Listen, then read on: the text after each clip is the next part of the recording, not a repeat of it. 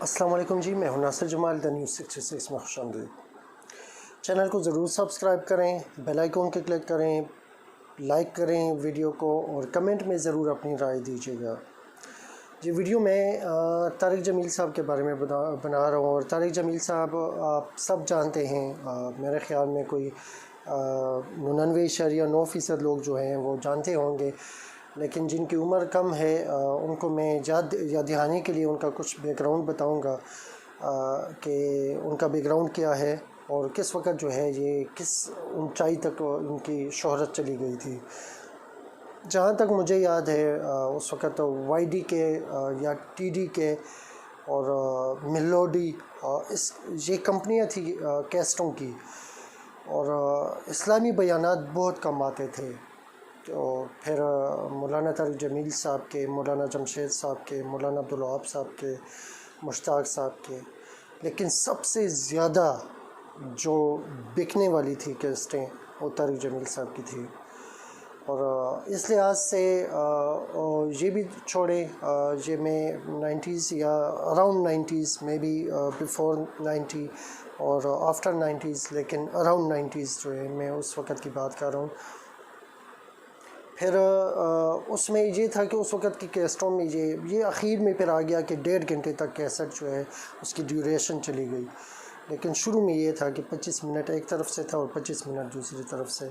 तो अगर तारिक जमील साहब का बयान जो है वो 1.5 घंटे की है तो फिर जो है 25 मिनट के लिए फिर पार्ट 2 और फिर इस तरह। तो बाज़ औक़ात ऐसा होता था कि 3-3 घंटे का बयान होता था।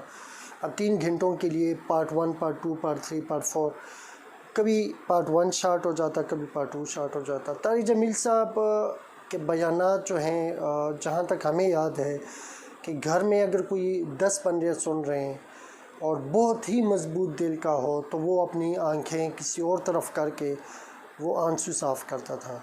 ठीक है जी। तो तारिक जमील साहब उस वक़्त भी जिन ममालिक में वो जाते थे उनको उतनी ही इज़्ज़त मिलती थी जितनी आज मिल रही है। बल्कि अफसोस की बात यह है कि उस वक़्त कोई डिजिटल कैमरास नहीं थे कि उसको कैप्चर करते, उसको रिकॉर्ड करते और इस वक्त जो है लोग देख पाते। तो बहरहाल और तीसरी बात कि ज़्यादातर उनको इज़्ज़त देने वाले दावत तबलीग से जुड़ने वाले लोग थे। अच्छा, तारिक जमील साहब बज़ात ख़ुद जो है वो मतलब बड़े सॉफ्ट नेचर के बंदे हैं।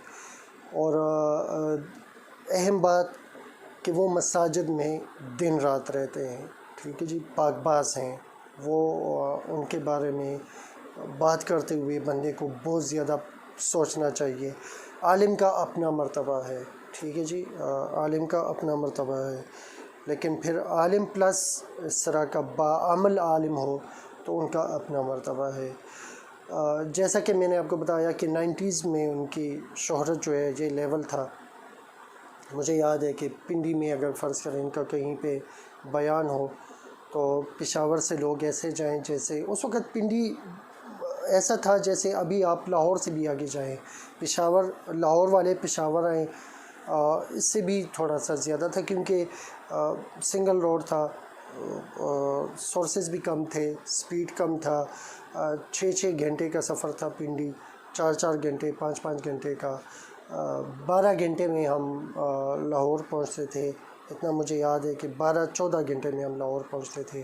तो मतलब ये कि ये उन वक़्त की बात है। तो अब ऐसे हालात में जिसको खुदा ने उस वक़्त इतनी शोहरत दी हो, यहाँ की 2 टके की मीडिया जो है आके कहे कि दावा करें कि हमने इनको इज़्ज़त दी, तो मुझे मैं वर्ड को बड़ा रफ़ वर्ड यूज़ कर रहा हूँ। उसकी वजह ये बड़ा मतलब क्योंकि मुझे दुख हुआ जिस वक़्त रऊफ़ क्लासरा ने कहा कि इनको शोहरत देने वाले यही मीडिया थी।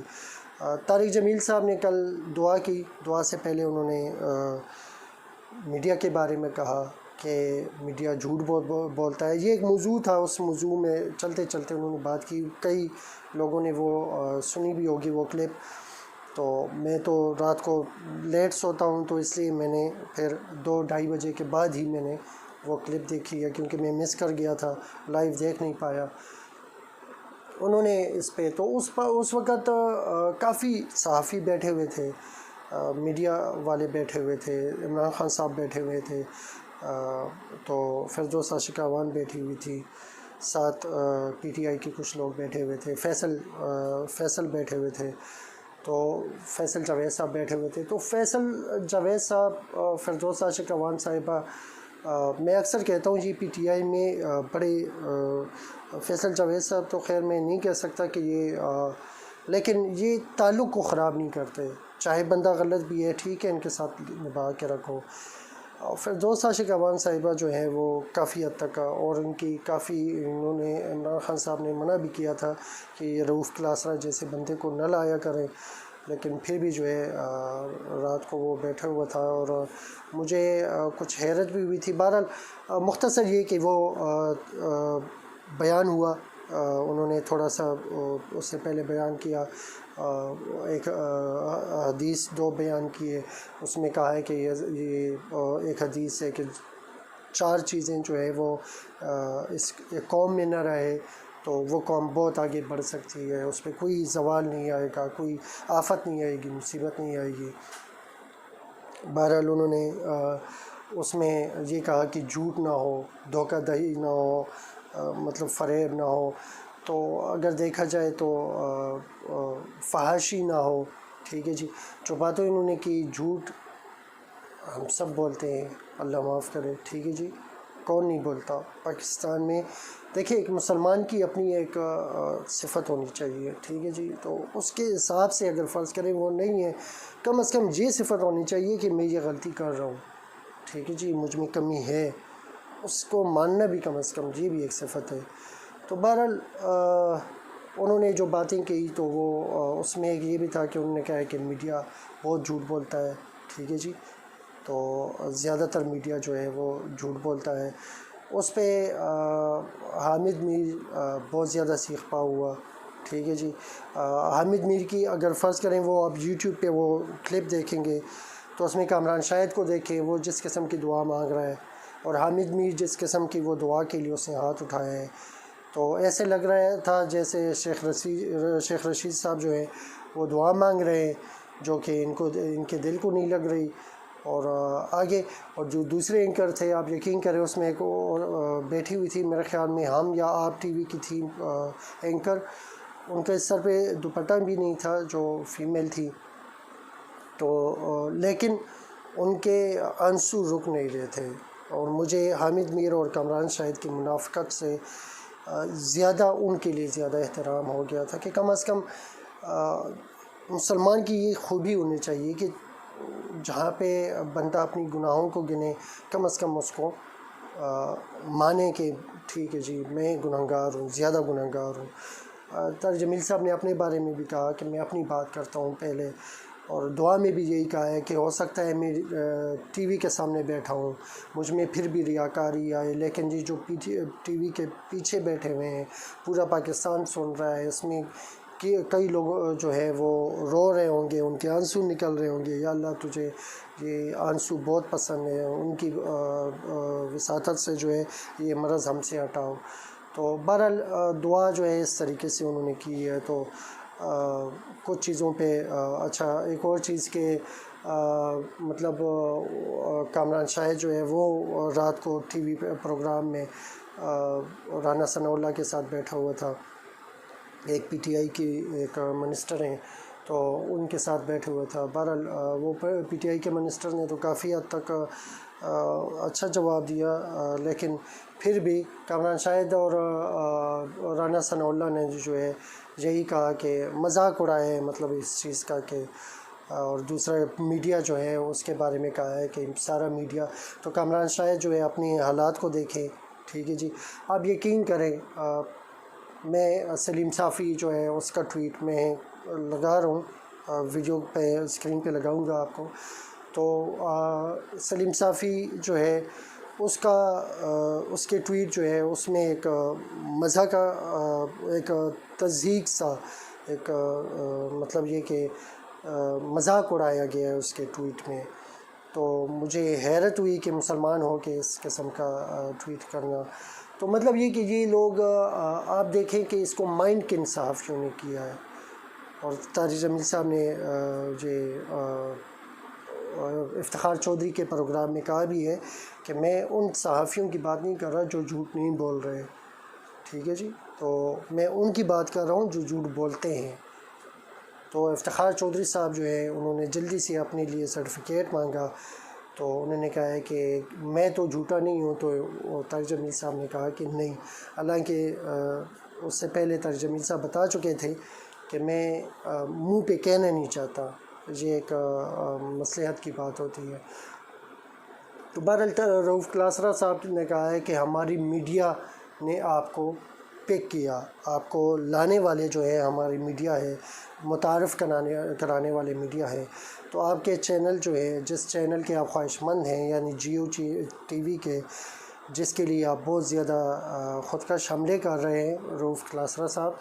تو جس وقت آپ ریموٹ کا آپ کو پتہ نہیں تھا کہ ایسے پکڑتے ہیں یا ایسے, اس وقت جو ہے طارق جمیل صاحب کی کیسٹیں جو تھی وہ شارٹ ہوتی تھی. جس وقت آپ کے گھر میں black and white T V بھی نہیں تھی, اس وقت جو ہے صحافی بننا تو دور کی بات. تو اس وقت جو ہے طارق جمیل صاحب کو خدا نے اتنی عزت دی تھی کہ جس ملک میں بھی جائے آپ کو تو گلی گلی پہ بے عزت کیا جاتا ہے. آئے نا تھوڑا سا ذرا طارق جمیل صاحب کی طرح ذرا عام عوام میں آئے اور ذرا ریکارڈنگ کریں. حامد میر کو میں کہتا ہوں کہ آئے ذرا اپنی عوام میں گھل مل کر تھوڑا سا بیٹھ جائے. یہ تو حامد میر جاتا کہاں ہے, پہلے دیکھتا ہے, توازن کرتا ہے کہ یار میں اس جگہ پہ جا رہا ہوں. جے یو آئی کے جلسے میں گیا ہے, ٹھیک ہے جی, منظور پشتین کے جلسے میں گیا ہے ٹوپی لگا کے, جے یو آئی کے جلسے میں گیا ہے وہ خاکی براؤن کلر کے کپڑے پہن کے گیا ہے, وہ جو ان کا فورس تھا اس کے مطابق گیا ہے.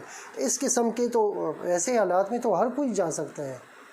ذرا تھوڑا سا سوشل جو عام لوگ ہیں ان میں آ کے بیٹھ جاؤ, اور پھر ذرا اپنی عزت دیکھو, اور طارق جمیل صاحب کی عزت دیکھو. ٹھیک ہے جی, یہ ان لوگوں کے لیے اللہ کافی ہے.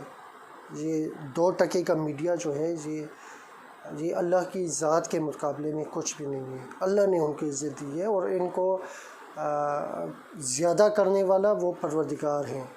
ٹھیک ہے جی, آپ کا یہ آپ کے جیسے لوگ جو ہیں وہ محتاج ہیں. اگر فرض کریں جیو پہ وہ آتا ہے, یا مثال کے طور پہ کسی بھی چینل پہ آئے, آپ پہ آئیں, ہم ٹی وی پہ آئیں, ARY پہ آئے, دنیا ٹی وی پہ آئے, اگر آپ لوگوں کی چینل پہ آتے ہیں تو وہ آپ کے لیے سعادت کی بات ہے.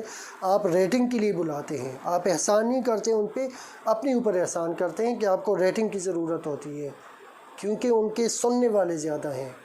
اور میں چیلنج کرتا ہوں اس چیز کو, اپنے پروگرام کو دیکھیں, اور جہاں پہ آپ طارق جمیل صاحب کو بلاتے ہیں آپ کمپیئر کریں باقیوں کو, تو آپ دیکھیں گے کہ کس حساب سے ریٹنگ زیادہ ہوتی ہے. دوسری بات, یہ تو اس کی بات ہے, میں جنرل ایک چیلنج کرتا ہوں اس چیز کو کہ عمران خان, نواز شریف, زرداری, بلاول, مریم, ان کو ایک سائڈ پہ کریں اور طارق جمیل صاحب کو ایک سائڈ پہ کریں. جس وقت ان کا بیان آئے گا ان سب کے بیانات جو ہے وہ لائنوں پہ لگا لیں. ٹھیک ہے جی, میں چیلنج کرتا ہوں کہ طارق جمیل صاحب کا ان سب سے زیادہ ہوگا انشاءاللہ. ان میں زیادہ تر جو ہے وہ طارق جمیل صاحب کا ہوگا, چاہے جیسے بھی ہیں. وہ دعوت و تبلیغ کا کام کرتے ہیں, وہ اسلام کو پھیلاتے ہیں. کئی لوگ مسلمان ہو چکے ہیں ان کی بیانات سن کے. ٹھیک ہے جی, کئی 100 لوگ مسلمان ہو چکے ہیں. آپ کے بیانات, آپ کے جھوٹ کے حالات کو دیکھ کے تو لوگ مسلمان ہونے سے تنگ آ جاتے ہیں, مسلمان ہونے سے جو ہے وہ بدلنے پہ وہ ہو جاتے ہیں, تیار ہو جاتے ہیں. تم لوگ تو آپ کو مسلمان کہنا بھی جو ہے وہ بھی, اور ان جیسے لوگوں کو دیکھ کے لوگ مسلمان ہوتے ہیں. تو کمپیئر جو ہے اپنی میڈیا کو ان کی عزت سے, یہ اپنی ہی توہین ہے. مجھے کامران شاہ جو ہے رات کو رانا ثناء اللہ کے ساتھ بیٹھے ہوئے تھے, تو وہ کافی حد تک شور مچانے کی کوشش کر رہا تھا, لیکن وہ بات بدل گئی تو بہرحال اس نے اپنی طرف سے پوری کوشش کی، حامد میر نے پوری کوشش کی. تو مجھے میرے خیال میں بذات خود as a Pakistani, as a Muslim, میں ایک میسیج دیتا ہوں ان چاروں پانچوں کو. اگر یہ کیمرہ نہ ہوتا سامنے تو میں یہی کہتا کہ شرم کرو، کچھ حیا کرو، ٹھیک ہے جی. اور تم جیسے صحافی جو ہے وہ عزت دیتے نہیں ہیں، وہ عزت گنوانے کے لیے کافی ہوتا ہے. تو بہرحال طارق جمیل صاحب نے عدلیہ کے بارے میں بھی کہا کہ ہماری عدلیہ جو ہے وہ ظالم ہے، ٹھیک ہے جی. تو اس کے بارے میں نیکسٹ ویڈیو کروں گا انشاءاللہ کل، کہ یہ کس سینس سے بات ہو سکتی ہے. تو بہرحال انشاءاللہ اس کے بارے میں پھر بات کریں گے. اپنا بہت زیادہ خیال رکھیے گا، چینل کو ضرور سبسکرائب کیجیے گا. پاکستان زندہ باد، پاک فوج پائندہ باد.